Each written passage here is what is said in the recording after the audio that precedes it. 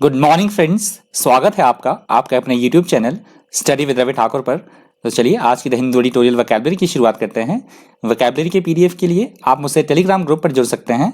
मेरे Telegram group का नाम है स्टडी विद रवि ठाकुर। तो इस डॉक्यूमेंट की जो पीडीएफ है आपको मेरे टेलीग्राम ग्रुप पर मिल जाएगी। टेलीग्राम ग्रुप का लिंक मैं इसी वीडियो के डिस्क्रिप्शन बॉक्स में भी डाल दूंगा, तो आप इसी वीडियो के डिस्क्रिप्शन बॉक्स में जाकर मेरे टेलीग्राम ग्रुप के लिंक को एक्सेस कर पाएंगे। तो आज का तो हिंदू एडिटोरियल का पहला एडिटोरियल दिया गया है, वो दिया गया है कोविड वैक्सीन के बारे में। आपको पता ही होगा कि आज का अगर आप पेपर डेली बेसिस पे पढ़ते होंगे या करंट अफेयर पढ़ते होंगे तो हमारे जो कंट्री में है, हमारे देश में जो है वो टीकाकरण कोविड के टीके लगने शुरू हो चुके हैं। तो हमारे जो देश में है वो दो वैक्सीन है, कोविडशील्ड और कोवैक्सीन।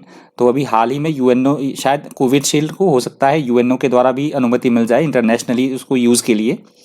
तो इसके बारे में दिया गया, अभी जो दिया गया है प्रेजेंट सिनेरियो में क्या है कि अभी गवर्नमेंट के बारे में दिया गया है थोड़ा सा कि गवर्नमेंट को चाहिए कि वो लोगों के बीच में इन दोनों वैक्सीन के बारे में ट्रस्ट बिल्डअप करे। क्योंकि कुछ एक लोगों को टीके लगने के बाद थोड़ा इन्फेक्शन भी हुआ है, काफ़ी सारी प्रॉब्लम्स भी हुई हैं। तो सरकार का कर्तव्य, नैतिक मॉरल कर्तव्य बनता है, ड्यूटी बनती है कि वो लोगों को थोड़ा सा जागरूक करे और उनके बीच में थोड़ा सा विश्वास लेके आए वैक्सीन के बारे में, जो हमारी इंडियन दोनों वैक्सीन है, कोविडशील्ड और कोवैक्सीन। तो पहला जो एडिटोरियल दिया गया है वो इसी बारे में दिया गया है। हमारा जो दूसरा एडिटोरियल दिया गया है थोड़ा पॉलिटिकल मोटिवेटेड है, वो रशिया के बारे में दिया गया है। वहाँ के एक जो राष्ट्रपति है प्रेजेंट में, व्लादिमीर पुतिन, जो वहाँ के प्रेसिडेंट हैं, उनके बारे में, और एक वहाँ पे उनके राइवल हैं उनके बारे में दिया गया है। तो उनके जो राइवल हैं उनको अभी कम से कम 6 महीने पहले अभी जहर दिया गया था साइबेरिया में।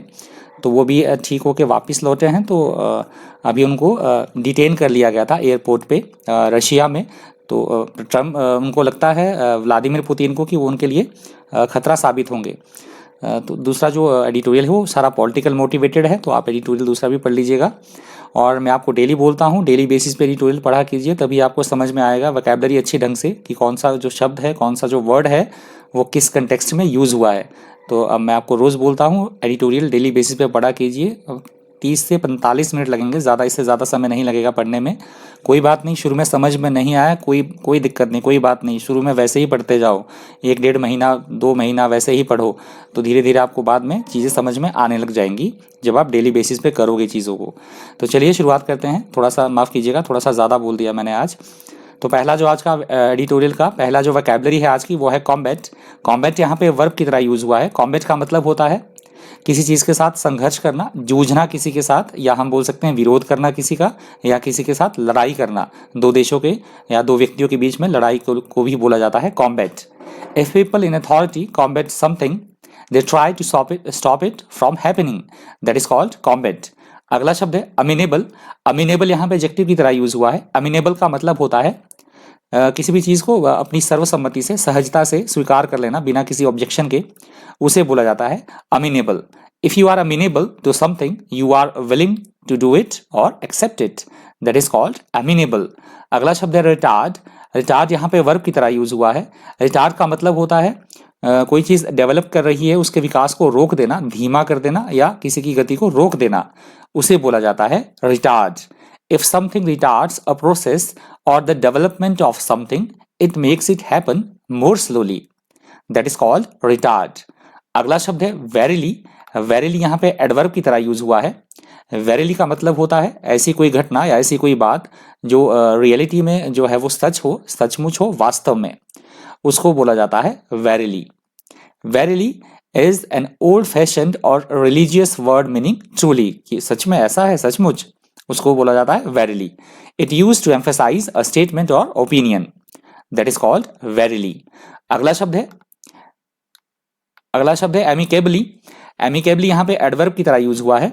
Amicably का मतलब होता है किसी के साथ हमारे बड़े ही अच्छे संबंध होना, मैत्रीपूर्ण संबंध होना या सौहार्दपूर्ण संबंध होना, तो उसको बोला जाता है इंग्लिश में amicably. When people have an amicable relationship, they are pleasant to each other and solve their problems without quarreling. That is called amicably. अगला शब्द है unequivocally. Unequivocally यहाँ पे एडवर्ब की तरह यूज हुआ है। Unequivocally का मतलब होता है ऐसी कोई घटना या ऐसी कोई बात जिसके बारे में हमें पूरी जानकारी हो, एकदम बिल्कुल स्पष्ट हो, कोई भी शक ना हो जिसपे, एकदम बात को स्पष्ट होना, एकदम साफ तौर पे होना कोई भी चीज, उसे बोला जाता है unequivocally. If you describe someone's attitude as unequivocal, you mean that it is completely clear and very firm. That is called unequivocally. अगला शब्द है लंच। लंच यहाँ पे वर्ब की तरह यूज हुआ है। लंच का मतलब होता है अचानक से कोई काम करना, अचानक से कोई डिसीजन ले लेना, या अचानक से किसी दिशा की तरफ बढ़ जाना, अचानक से कोई मूवमेंट करना या झपट पड़ना किसी के ऊपर, तो उसको बोला जाता है lunch. If you lunge in a particular direction, you move in that direction suddenly and clumsily. That is called lunge. Next word है बिलाए। बिलाए यहाँ पे वर्ब की तरह यूज हुआ है। बिलाए का मतलब होता है किसी चीज को झूठा साबित करना, मिथ्या साबित करना, झुठला देना किसी चीज को, किसी बात को, तो उसको बोला जाता है बिलाए। If one thing belies another, it proves that the other thing is not true or genuine. That is called बिलाए। नेक्स्ट वर्ड है डिटेन्ड। डिटेन्ड यहाँ पे एडजेक्टिव की तरह यूज हुआ है। डिटेन्ड का मतलब होता है किसी को जेल में डाल देना, किसी को नजरबंद करके रखना, उसे बोला जाता है detained. When people such as the police detain someone, they keep them in a place under their control. That is called detained. अगला शब्द है डिफायंस। डिफायंस यहाँ पे नाउन की तरह यूज हुआ है। डिफायंस का मतलब होता है किसी का आदेश मानने से, किसी का अनुसरण करने से साफ मना कर देना, साफ इनकार कर देना, किसी की हम बोल सकते हैं अवज्ञा करना, तो उसको इंग्लिश में बोला जाता है डिफायंस। डिफायंस। अगला शब्द है एम्बॉडीमेंट। एम्बॉडीमेंट यहाँ पे नाउन की तरह यूज हुआ है। एम्बॉडीमेंट का मतलब होता है ऐसी कोई बात है, ऐसा कोई पर्सन है जिसको कि उस आधार पे जाना जाता है, किस आधार पे, उसके उसमें कुछ एक विशेष स्पेशल उसमें क्वालिटीज हैं, उसका कोई एक स्पेसिफिक नेचर है, या वो एक स्पेशल कोई विचारधारा रखता है, तो इन बेसिस पे उस पर्सन को या उस चीज को पहचाना जाए, जाना जाए, तो उसे बोला जाता है embodiment. If you say that someone or something is the embodiment of a quality or idea, you mean that is their most noticeable characteristic or the basis of all they do. That is called embodiment. अगला शब्द है prominent. Prominent यहाँ पे adjective की तरह use हुआ है। Prominent का मतलब होता है ऐसा कोई व्यक्ति जिसकी बहुत जान पहचान हो, मतलब जिसे बहुत प्रसिद्धि प्राप्त हो, वेल नोन पर्सन, बहुत इंपॉर्टेंट पर्सन, उसे बोला जाता है प्रोमिनेंट, जाना माना व्यक्ति। That is called prominent. Someone who is prominent is important and well known, that is called prominent. Next word है परपट्रेटर। परपट्रेटर यहाँ पे नाउन की तरह यूज हुआ है। परपट्रेटर का मतलब होता है ऐसा कोई व्यक्ति जिसने कोई गलत काम किया हो, उसे बोला जाता है किसी तरह का गलत काम किया हो, अपराधकर्ता, दोषी या मुजरिम, तो उसे बोला जाता है इंग्लिश में परपट्रेटर। और आज की द हिंदू एडिटोरियल वोकैबुलरी का अंतिम शब्द है परटर्ब। परटर्ब यहाँ पे वर्ब की तरह यूज हुआ है। परटर्ब का मतलब होता है किसी बात को लेकर, किसी घटना को लेकर चिंतित होना, घबरा जाना या व्याकुल हो जाना, तो उसे बोला जाएगा इंग्लिश में परटर्ब। तो ये आज की वोकैबुलरी का अंतिम शब्द था।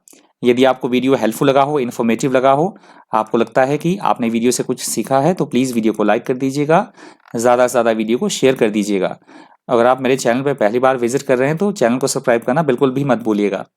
तो आज की द हिंदू एडिटोरियल वोकैबुलरी में इतना ही। Thank you, thanks for watching.